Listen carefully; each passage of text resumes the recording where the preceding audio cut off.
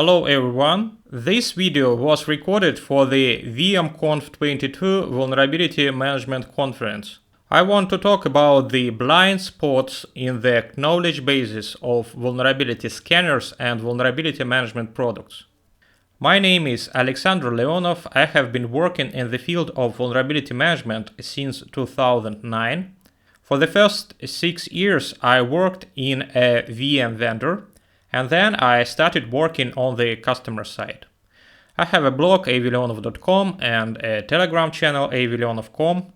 All the reports that I generated and used in this presentation are attached to a pinned post in my Telegram channel. So if you want to check them out, follow the QR code. First of all, I want to make it clear that this presentation is not targeted against any particular VM vendor. I like them all. My sole purpose is to highlight existing issues in order to improve the overall level of vulnerability assessment. One of the biggest problems, in my opinion, is that vulnerability management solutions are often presented in marketing as a kind of magic wand that can detect every vulnerability in any system, like it is easy and obvious. But of course, this is not true.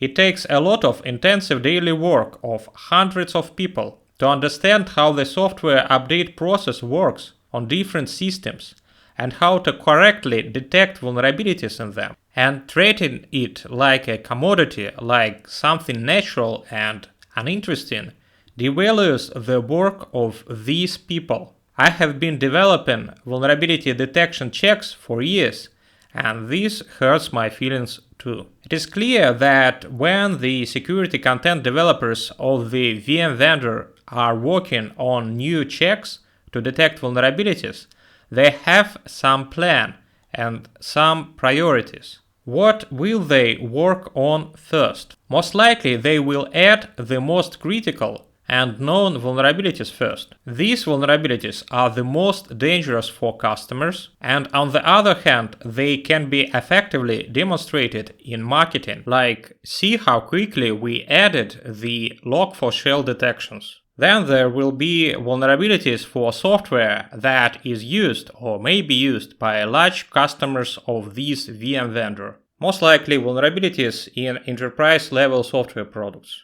If for some systems vulnerability detection checks can be generated automatically, for example based on security bulletins, these systems will also be supported in priority. But in any case, to achieve full coverage of all vulnerabilities is an extremely difficult task, rather even impossible. So the question is how to assess whether the coverage is sufficient. One way to evaluate the coverage of vulnerability management products is to compare the knowledge bases by CVE IDs. We simply take sets of CVE IDs that each of the scanner can detect, then overlap these sets and see which scanner can detect more vulnerabilities. Naturally, this approach has limitations, which I will demonstrate myself. If the CVE is in the KB, it may not be enough. Okay, CVE exists in the knowledge base of the vulnerability management solution, but we do not take into account the type of detection check it is associated with. It can be authenticated based, banner based, or exploitation based. This is an important factor because different checks provide different quality of detection and require different development resources. It happens that one CVE affects many products at once, as in the case with log4shell. When comparing by CVE, we cannot say exactly for which products the VM solution can detect this particular CVE ID. In addition, we should not forget that there are vulnerabilities without a CVE ID, and there are many. If we compare only by CVE, we leave these vulnerabilities out of scope, which is also not good. But if there is no CVE, this is definitely a problem. This may mean that the VM solution is not able to detect vulnerability at all. This may mean that the VM solution can detect this vulnerability, but the CVE ID is not specified in the vulnerability description. This is not a super critical problem, but still a problem. For example, this can affect the prioritization of vulnerabilities. But how bad is it that the VM solution is unable to detect some set of vulnerabilities? I often hear from representatives of VM vendors. Well, yes, we do not detect some CVEs. So what? We detect everything important. Let's talk about the VM process and our dashboards. Of course, for the most part, it is some kind of sales technique, objection handling, and NLP. But there is some truth in this. Indeed, it can be pretty hard to tell if a VM solution should detect some set of CVEs. But do VM solutions really detect everything that is needed? Let's check it out. Let's start with the most obvious case. Last year, the Cybersecurity and Infrastructure Security Agency released the Known Exploited Vulnerabilities Catalog. It contains relatively few entries. At the time of my research, February 8, 2022, there were 352 CVEs. There are definitely exploits for them. These vulnerabilities are definitely used by attackers. There are also strict patch deadlines for US Federal Civilian Executive Branch (FCEB) agencies to fix these vulnerabilities. In other words, these are really critical vulnerabilities relevant to the enterprise environment. It would be logical to assume that all of them can be detected by VM solutions. Is it so? To make the comparison, I used my open source project vulnkbdiff. I compared OpenVAS, officially renamed as GVM, with GCF, Free Greenbone Community Feed, Tenable Nessus, and NVD databases. For those who want to repeat the analysis, I must clarify that vulnkbdiff obtains information about Nessus plugins from vulners.com, and this requires a commercial or researcher license. I have a researcher license, thanks a lot to Vulners team for that. The rest of the data I take directly from open sources. On February 8, 2022, I took 352 CVEs from the CISA Known Exploited Vulnerabilities Catalog and used vulnkbdiff to see which ones are in Nessus and OpenVAS. We can see that the commercial Nessus scanner can detect more vulnerabilities than free OpenVAS. This is not surprising, although the presence of 9 vulnerabilities that Nessus does not detect, but OpenVAS detects, is interesting. There are also 47 vulnerabilities that neither Nessus nor OpenVAS can detect. It is about 13%. I will not analyze all the vulnerabilities, but I would like to outline some theses. Does it make sense to use OpenVAS GVM with the free Greenbone community feed to detect vulnerabilities in enterprise infrastructure? Yes, but you need to understand that it will not detect vulnerabilities in some products such as Cisco IS, Cisco ASA, Atlassian Confluence, VMware Solutions. You probably remember last year there was a lot of noise about the Kaseya VSA and Accellion FTA vulnerabilities.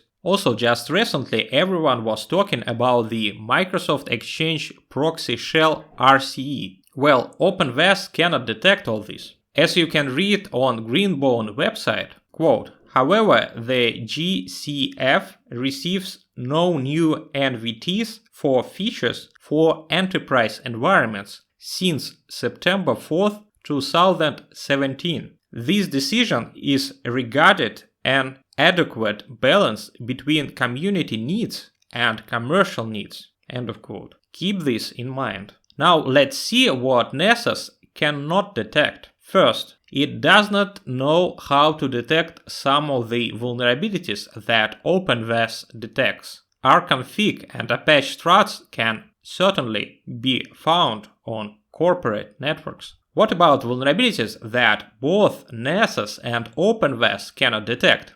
At first, I thought that there will be vulnerabilities that are usually out of scope of VM solutions. For example, vulnerabilities in smartphones. But actually, I see only 2 vulnerabilities for Android. The rest are quite critical vulnerabilities in enterprise-level products. Although there could not be other vulnerabilities in the CISA non-exploited vulnerabilities catalog. By the way, these 2 vulnerabilities, which are in the catalog and are detected by OpenVAS and Nessus, but are not present in NVD, demonstrate a problem with NVD. Vulnerabilities now get there with a very long delay. The next step, I wanted to increase the scope to show the scale of the problem. I took all the CVEs published last year, 2021. By the way, you can't get them by the mask CVE 2021. The correct way to do this is using the NVD publication date. A total of 20,131 CVE IDs were published in 2021. 3,944 of them are abnormal. For example, CVE 2002, 2007, 2008, and so on. It is difficult to say what the reason is. Apparently, decentralization and uncoordinated work of MITRE